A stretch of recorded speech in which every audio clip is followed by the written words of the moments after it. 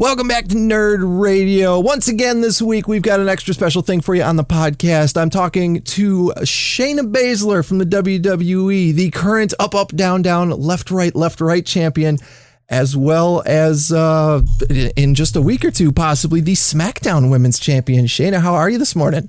That's it right there. That's a pretty belt, man. Yeah. I'll be a dual champ. You be in just over a week. So be the champ. I've been a huge fan of your career, though not initially. I have to say, when I first saw you on NXT and in the Mae Young tournament, I was like, I don't like Shayna. She's a bully. And it took me a little while to warm up to the fact that, oh no, she's not actually mean. She's just really good at her job. Oh, I appreciate that. I don't know. All wrestlers that you talk to will say that the best character they find is something that's partly true in themselves. So I don't know, Right. So yeah, it's very exciting to talk to you this morning. And how are you feeling going into Clash at the Castle? Is this going to be your first time going overseas over to England with the WWE? To Cardiff. I've been over a few times. We were there. I got FU Shayna out of the Royal Albert Hall. Nice. So I mean, there's that, but to Wales. I've never been to Wales. All right. Is there anything extracurricular you might be looking forward to doing that weekend? Well, I was doing another interview with a station that's over there, and they were telling me, because I always like to find, I think the best way to experience a city, even when I'm on the road in the US, is like a local coffee house and a local brewery.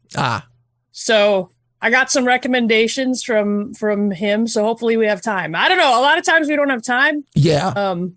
Even on like house shows here. So I can imagine this is a huge show. So we're going to be super busy doing all kinds of stuff. So if we get time.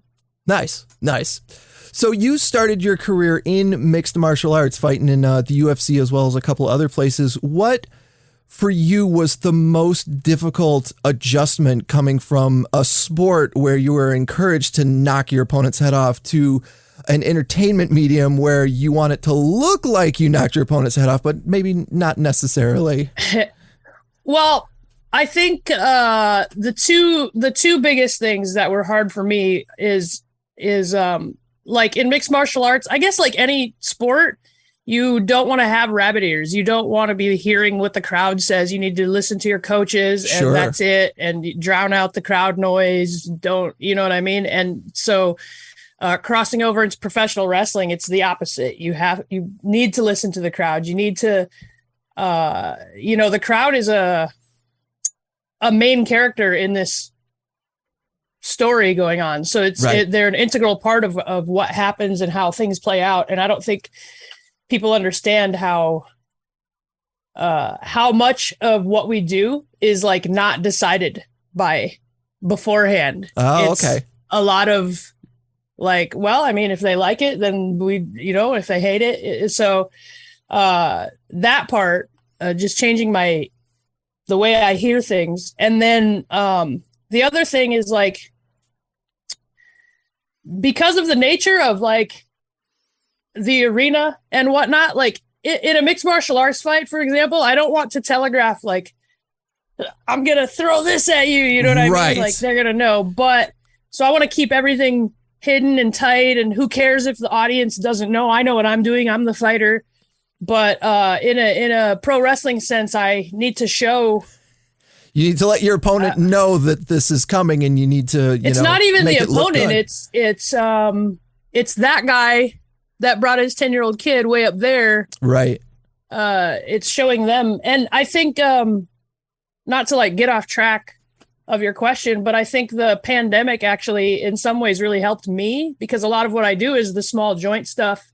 Right. And the beginning of my main roster run was during that pandemic when we didn't have crowds. So all we had was the camera to zoom in. So I was able to teach our audience what I do, so that now we're in big arenas. Now everyone knows what I'm doing. So I think it kind of, in some ways helped me out. How was the how was the adjustment, speaking of the pandemic era, how was the adjustment going from working for a crowd to working for a camera and then going back to it, to working for the crowds? I don't think people, and I think even towards the end of the Thunderdome era, we might have not even really remembered, but I think like people don't understand the energy, how much that carries us. Sure. It's very difficult to do. You know, wrestling hurts, and the crowd makes it maybe not hurt as much. Yeah, get your adrenaline up a little bit. You know, the Thunderdome hurt a lot more than I think any other era there's probably been. Right. I know that those first couple of weeks where they, it's the one time we as wrestling fans were okay with the idea of them piping in crowd noise, because the first couple of weeks it was just watching guys fall off ladders and just hearing the crunch is like, I don't know if I like this. This is weird.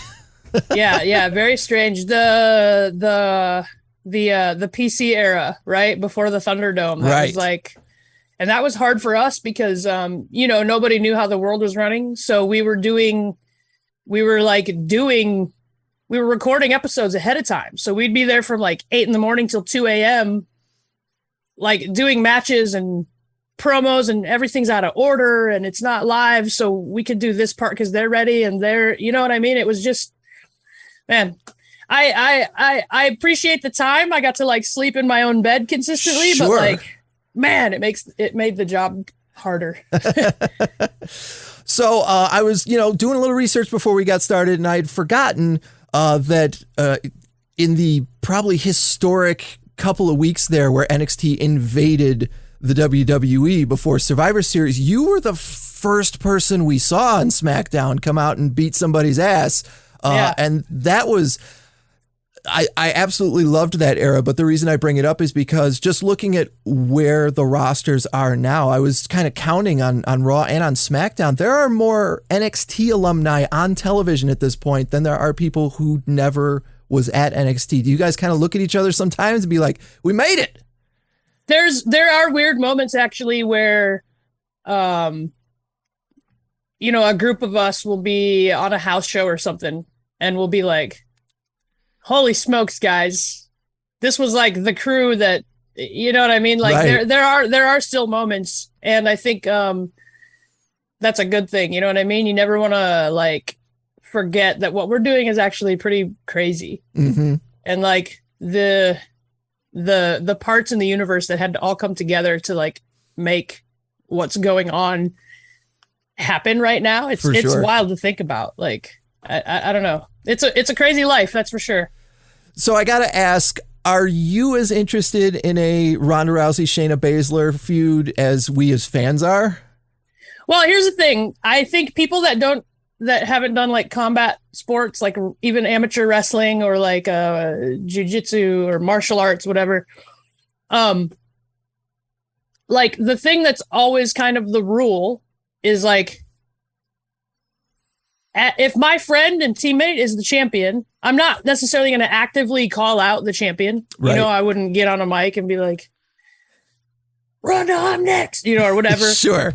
But I'm obviously competing to be the best. And so as my friend, let's say I win the title against Liv. If Ronda emerges as the number one contender, it's an insult as her friend to not give her that simply because we're friends. Like right. I should, if she earns it, I'm not going to deny her that. So I don't know. I don't know if maybe it's just that fans want to see it, but like Ronda and I legitimately like lived and trained together. So sure. It wouldn't be like the first time we beat the snot out of each other in a friendly way, I guess. But we'll see, we'll see what happens. It's wrestling, and I don't know.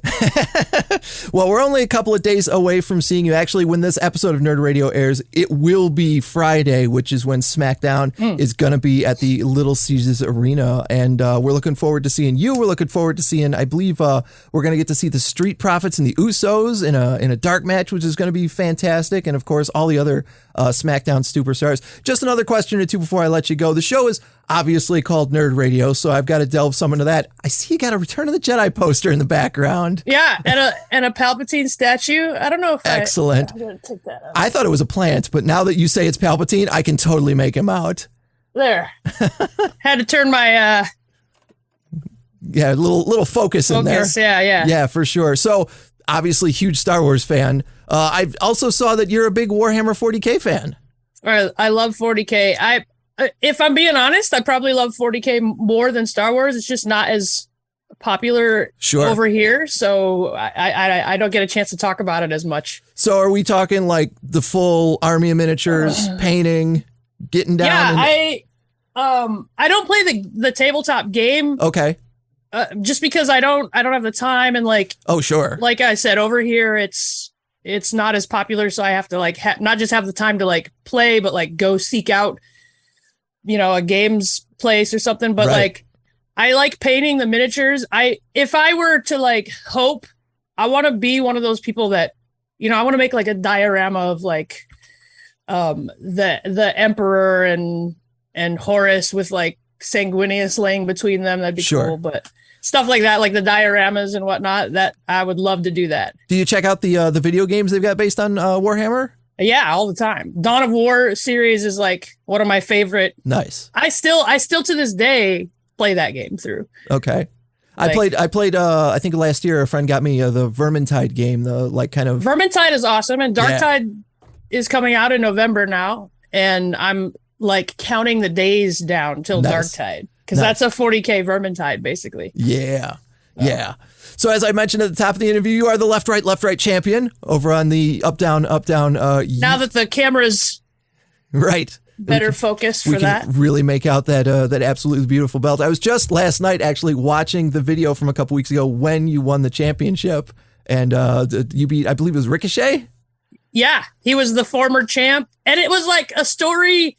You couldn't write it better, because we were in the finals for that title before, and I had him down to like a sliver. We were playing like Gundam, and I had his life down to a sliver, and he somehow makes this miraculous comeback and whoops me and wins the title. So it was always eating at me. So it was I can't recall the game that you guys were playing. What was it called? Midhog. Midhog, yeah. That I played that a couple years ago, and I remember thinking like, this game is really fun, and it's always great to see games that persist like that. Like years later, people are still playing because they're just put together absolutely beautifully. Do you have like, what are some of your favorite video games? Like of all time? Yeah, of all time. Like, what are some of your like, man, I remember having a great time with this one.